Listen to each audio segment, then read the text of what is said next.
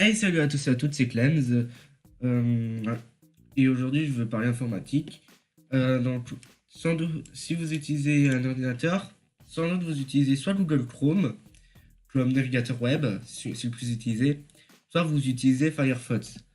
Moi, c'est celui que j'utilise personnellement. Mais je vais vous en montrer un aussi qui est moins connu, mais que je trouve vraiment bien et qui est original et franchement, qui a beaucoup d'options de personnalisation.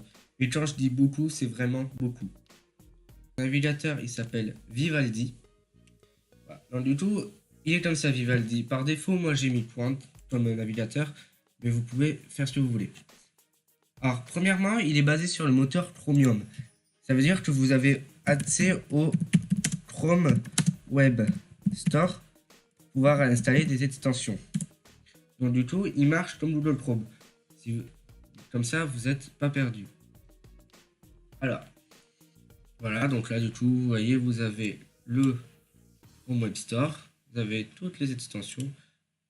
Par exemple, voilà, moi je veux mettre Google Clip, ajouter à Chrome. C'est pas grave si c'est pas Chrome, vu que ça marche, c'est le même moteur que Google Chrome qui marche sur le moteur Chromium.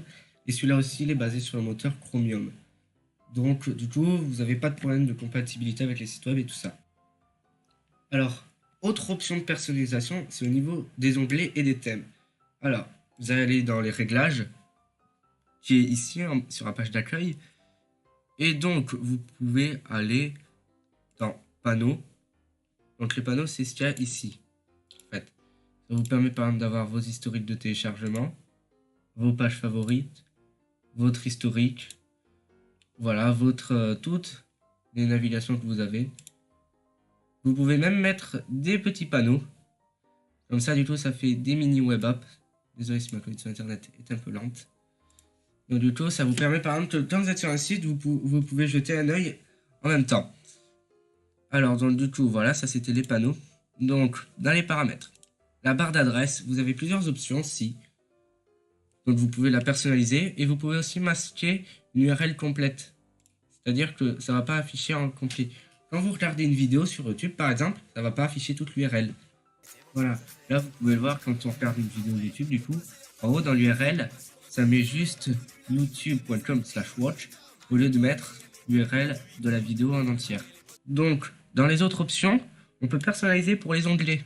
Par défaut, les onglets dans tous les navigateurs, ils sont en haut. Sauf que là, on peut aussi les mettre à gauche, à droite, ou en bas. Voilà, moi je préfère en haut, mais voilà. Après, vous faites du coup comme vous voulez. Quand vous passez dessus, par exemple là, je vais sur Amazon, vu que c'est sur la page par défaut. C'est même pas la version. Voilà. Et vous avez plusieurs onglets d'ouvert. Quand il y a une petite barre de chargement, quand ça se charger, justement, voilà. Et quand on passe dessus, on peut voir ce qu'il y a. Et on va dire que par exemple, j'ai plusieurs onglets Amazon, comme ça. Donc je fais mes petites recherches. Alors qu'est-ce que je pourrais prendre? Par exemple, je pourrais regarder... voilà, par exemple, je vais regarder une coque pour un iPhone 4. Voilà.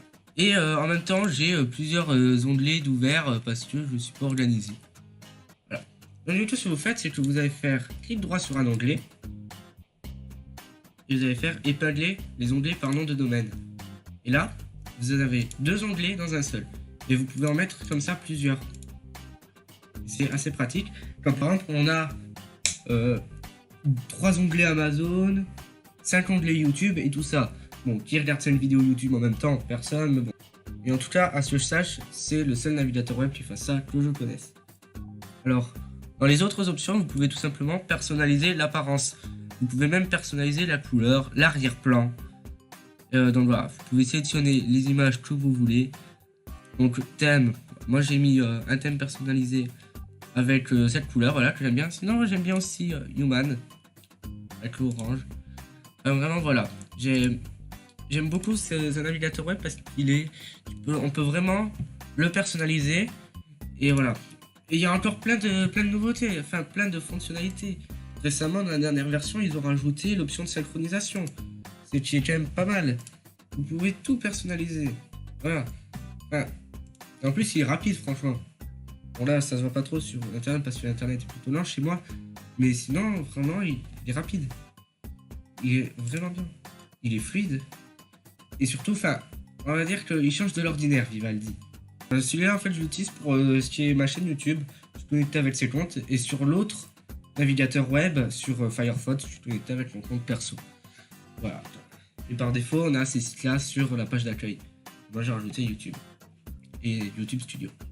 Ah oui, j'oubliais aussi, Vivaldi, ça a été créé, c'était pas des inconnus, mais tout simplement, c'est celui qui l'a créé, c'est Let's Créateur, c'est le co-créateur d'Opéra.